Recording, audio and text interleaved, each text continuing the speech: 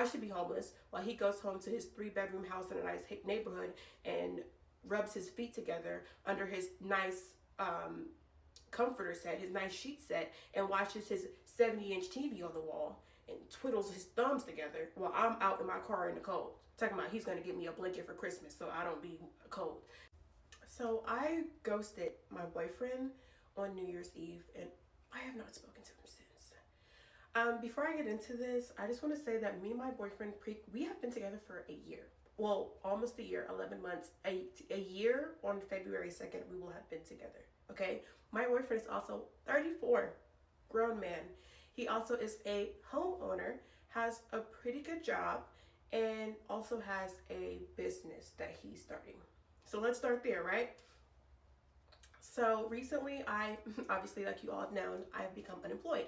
And I have not been able to find a job. I have put in like 30 applications a day. I've got nothing, like barely even an interview. I've gone on 2 interviews.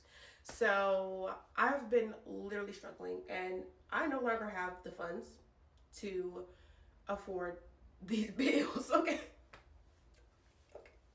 Anyways, okay, I'm gonna keep it together for this. I'm not gonna get stressed out. I no longer have the funds to afford these bills. It's something so crazy about having hundreds of thousands of dollars one day and then the next day having nothing. But that's what's going on right now. And so I am vulnerable with my man, and I go, hey, I'm gonna need to like stay with you for a little while I get myself together. Like, I don't have anything on the rent. And so I'm gonna need to move with you while I get myself together. Mind you, I said he has his own house, his own 3-bedroom apartment in a nice neighborhood. He also has a best friend. His best friend lives with him, mind you, and has been living with him for however many years that he's like lived there, almost the whole time he's lived there. And so I'm like, if his best friend can live with him, why not his girlfriend, you know? So I'm like, hey, I need a place to stay. Which honestly, in hindsight, I should have even have to ask for that. He knew I was struggling. He should have said, hey, let me take something off of your plate. Like, come stay with me so that you can breathe and get this. If he really cared about me, he would have said that, but he didn't. He sat there and he watched me struggle, and then watched me get to the point where I was like, hey, I just need a break. Like, I'm literally so depressed. I'm losing my mind. I can't find anything. Can you please help me? And he said, no. He said, no. He said, no, you cannot live with me. Mind you, living with him is free. Doesn't cost him anything. He said, no. I can't live with him. At first, he goes, oh, I like that we have our own places to retreat to when we get into our arguments. And wrong answer. Number one, when we get into arguments, we never leave. Like, we stay in the same room and we continue to talk it out until we work it through, which I think is a really good habit that we have and a really good green flag that we have in our relationship. Yes, do we get into arguments? So does everyone. Yes, do I lose my cool? I'm a woman, but I rein it back in and we figure it out, and nobody goes home. So that's a weird thing to say. We've never even done that. Second of all, that sounds like a problem to me, not a solution. When we get into arguments, we should not be leaving, because what happens when we get married? There is no way to go. We both live in the same house. So maybe that's not a good habit to start. Being that we have not started yet, maybe let's not start that now. On our very first date, I told him that I wanted to be engaged within a year. I said, after a year, I want to be engaged. He said that's plenty of enough time for someone to know whether or not they want to get married or not. This is what he said. We have talked about it, I shit you not, probably 10 times throughout this year. And never once did he say, I don't think this is going well enough for that to be a realistic goal anymore.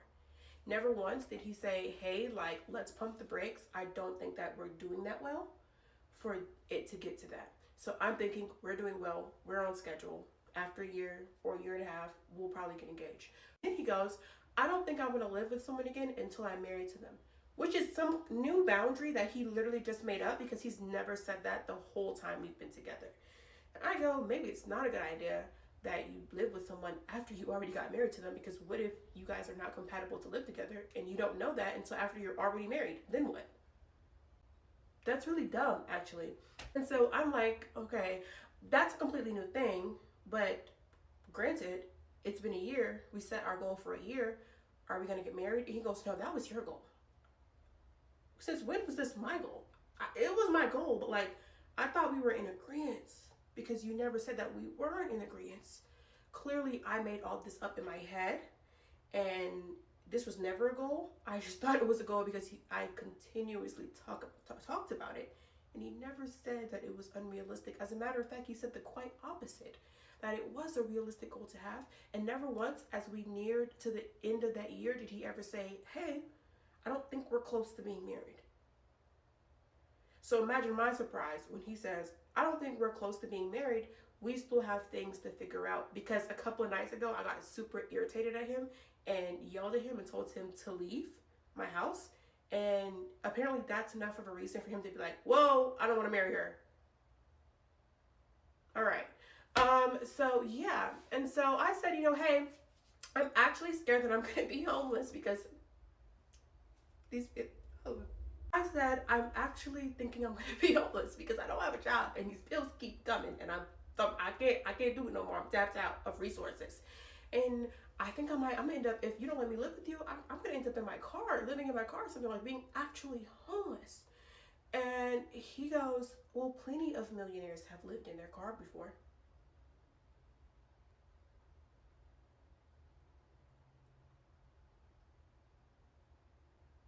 What the fuck?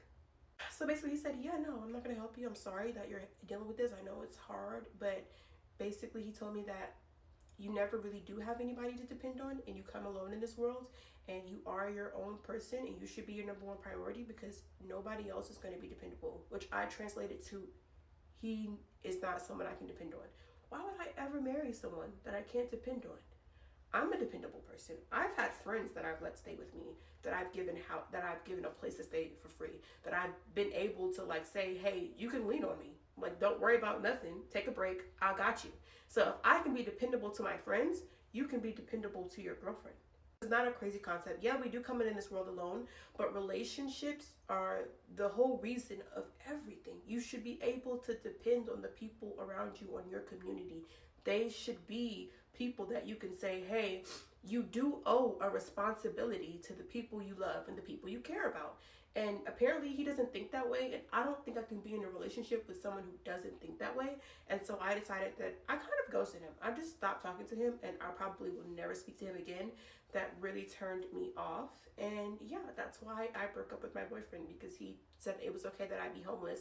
I should be homeless while he goes home to his 3-bedroom house in a nice neighborhood and rubs his feet together under his nice comforter set, his nice sheet set, and watches his 70-inch TV on the wall and twiddles his thumbs together while I'm out in my car in the cold. Talking about he's going to give me a blanket for Christmas so I don't be cold.